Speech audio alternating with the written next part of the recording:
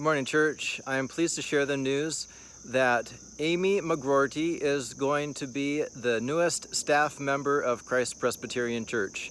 The organist search team has been doing its work for a number of months and has recommended, and the session has hired Amy, who lives in Novelty and has had kids go through the West G schools.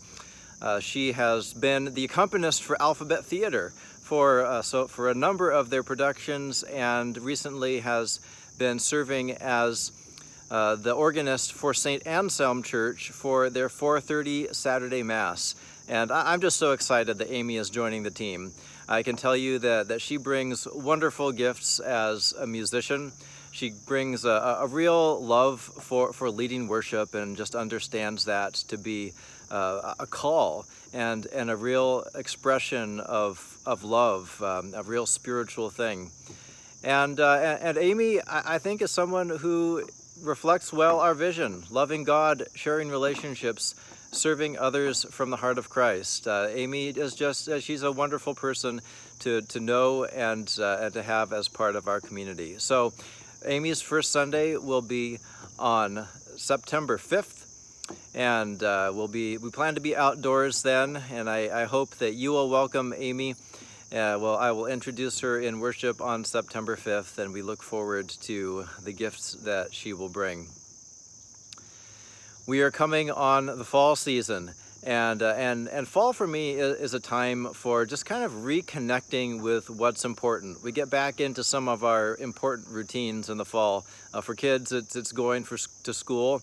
And for all of the rest of us who might not be going to school, it's a time for us to ask, how are we opening ourselves to the work God is doing in us? One way that our group formation committee is going to continue to ask that question for us, kind of like we heard Shirley Wood ask last Sunday when she talked about the Praying Grandparents group that's starting up, is how are we showing up to one another?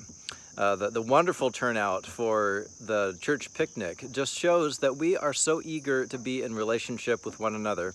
And there's another opportunity coming up. Judy Smith, who is an avid reader, is going to lead a book club starting this month. There's information about that in the e-update. I encourage you to sign up by contacting Judy or by filling out the form on the e-update. Their first book will be Gilead by Marilynne Robinson. I really cannot recommend this book enough. It is one of the most profound books that I've ever read, and I know that Judy holds it in such high regard, which is why it's the first selection for the CPC book club. We are getting ready for our children to be in relationship and to learn more of what it is to live a God-loving life, a serving life, by their encounter of Scripture and one another in Sunday school. Sunday school will begin on September 12th. We are forming our teaching teams, and if you have taught Sunday school before and you haven't yet responded to be on the teaching team, I encourage you to respond to Claudia if you feel God so calling.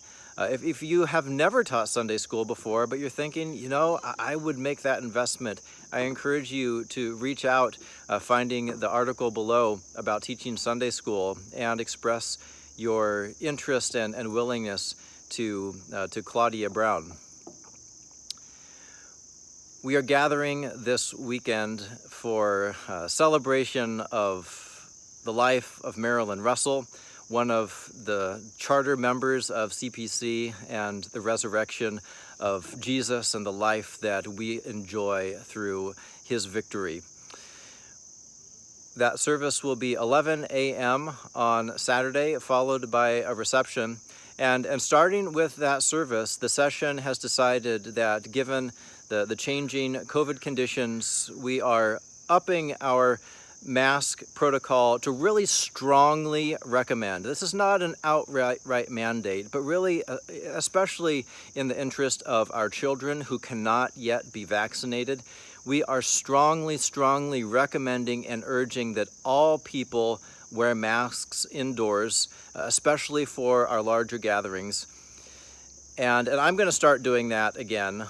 I will lead without a mask from the front, but when I am in the building otherwise gathered with people, I am going to wear a mask. We'll continue to sing, we'll continue to speak, but we do ask, really, even if you would prefer not, that in the interest of our most vulnerable people, especially our kids, that all of us return to wearing masks when we gather indoors, especially for Sunday worship. The Christian life isn't about the life that we want to live. It's about the life that we're called to live, which Jesus says always involves leaving something of ourselves behind. This is real freedom, the kind of life that Jesus shows us. And so, church, let's just keep living it according to how these days are asking us to do it, how Jesus really is asking us to do it in these days. Living a joyful vision, loving God, sharing relationships, serving others from the heart of Christ.